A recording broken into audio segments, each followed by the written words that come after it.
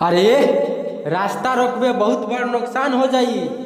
हम जात के बढ़ई हई, इतना गोली मारे गिने में बिहान हो जाई। बाटे कवना के दम हमके मार दी।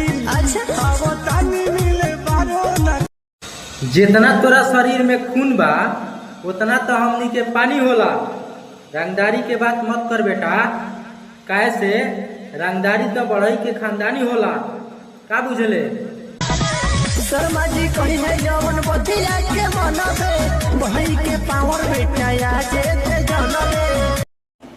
अरे अपना औकात में रहो, संभार ले अपन बोली। ई बढ़ई के टोला हो, बात बात पर चलेला गोली। शर्मा जी है जब अपना औकात पता चल जाई गोली बाबू इहा बात बात। दुश्मनी करबे तो दुश्मनी करे, प्यार करबे तो प्यार। बढ़ई से घात करबे सीधे जम जमीन में गाड़।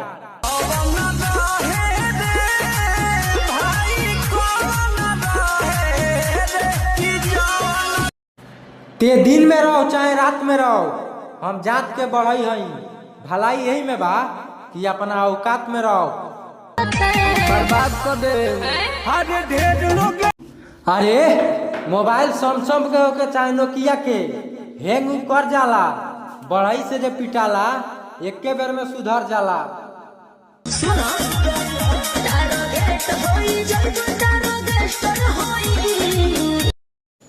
अरे फोटो लेके घूमता रे मारे खाती घेर के। चूहा से कब शिकार भइल बा कि शिकार करे चलल बड़े बढ़ई के शेर के।